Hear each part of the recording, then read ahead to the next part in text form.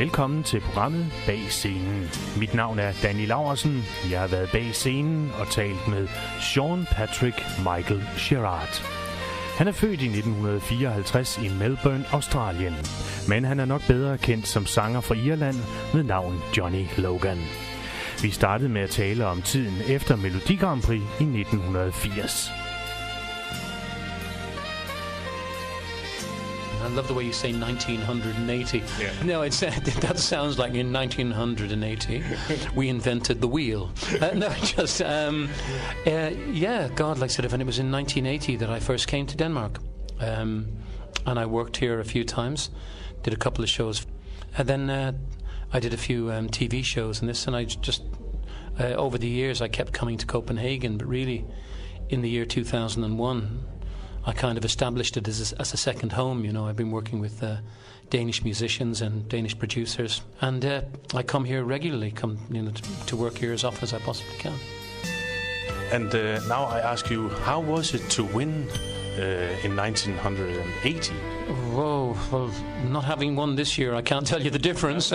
I think if you had have made all the contestants in a circle, Ireland would have been very near Denmark, because we came last, I think, this year. But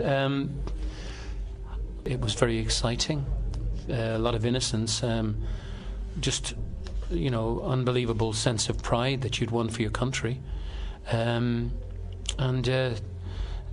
the excitement of opening all these doors and seeing all your future. Suddenly your future has completely changed from the position where you were, to a real famous, to a situation where you can be travelling all over the world, working, and people will know you. It's a great springboard, a great starting point, but it's very hard work. It's okay for the first couple of months because you live off the Eurovision, but then after this, then you have to work really hard. I mean, 1980 is 33 years ago. It's been a lot of hard work. I didn't live off, there were 3 Eurovisions that I won, but there were lots of years in between each of those that I honed my art. What do you think about the Eurovision Song Contest? It's changed. It's changed, Danny. But the thing is, I think it's more representative of where the music industry is now. And for me, the music industry is crippled at the moment. I think, one of the things that I know I harp on about this all the time, but, using backing tracks all the time, and I always loved the orchestra because there was a real sense of occasion. It was there's a huge occasion anyway, but an orchestra always adds something to an evening, especially on TV, and something as big as the Eurovision. I think that should be supplied for people who want to sing with an orchestra. You shouldn't be forced to, but you should at least have that choice. And I know there are people within the Eurovision, the EBU, who will tell you that it's financially impossible and all of this. It's amazing what they can afford when you see how great and how big a production and how much money they put into the show, how little it would be to have an orchestra as well on top of that. Det var lidt om Johnny Logans Melodi Grand Prix.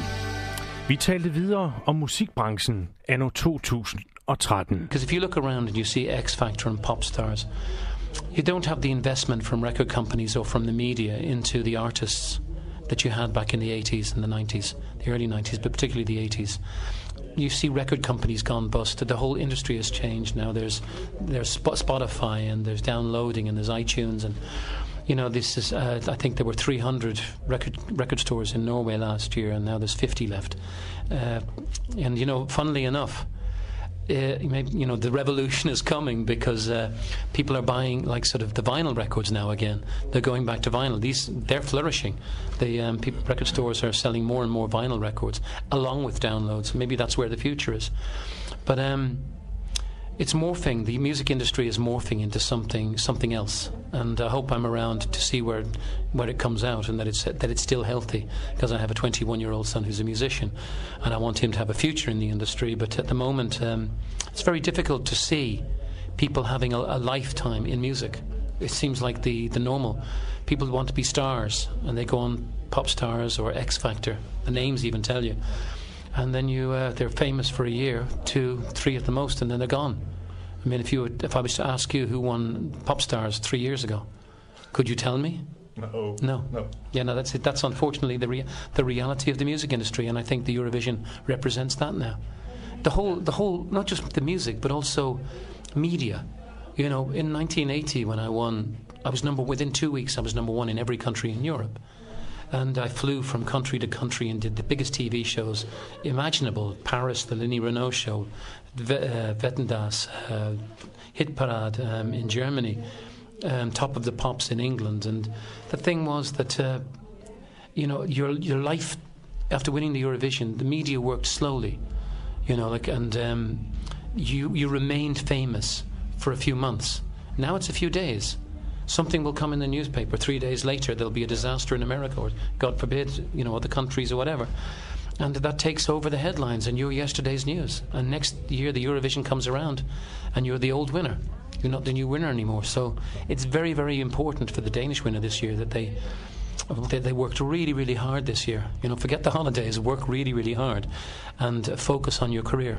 It's enjoy all of the things around you and enjoy the fame, but also focus on your life. You know, focus on a lifetime in the music industry. Because I'm 59 years old, Danny, and I'm here to tell you that I've been blessed with my audiences, and God's allowed me to keep my voice for this length, and actually to have it at the best in my life now at the moment, I believe. And I think that I've been really blessed, and I'm so grateful for the life that I've had, and for, you know, the good things that, you know, the bad things make the good things even better, and the good things that have happened to me.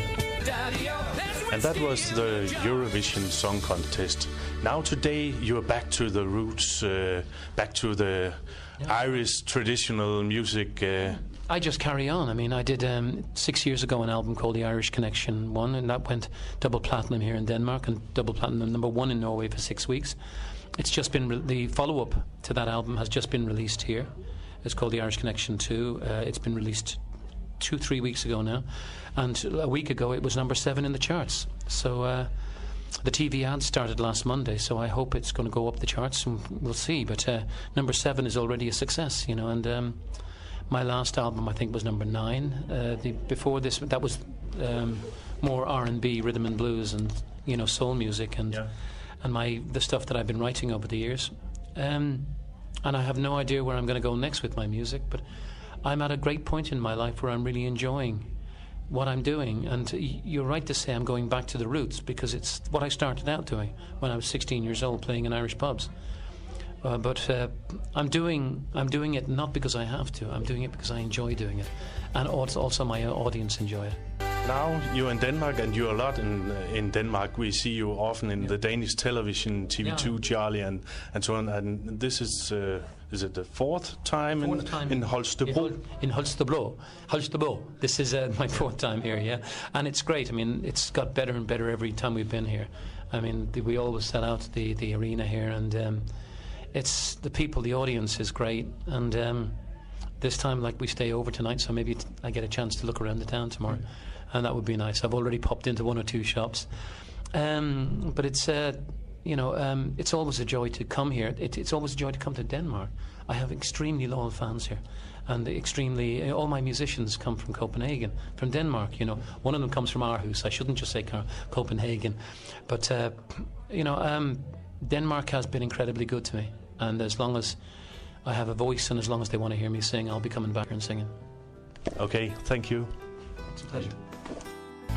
Det var en uforglemmelig onsdag aften, arrangeret af Kulturperlen i Holstebro med Johnny Logan.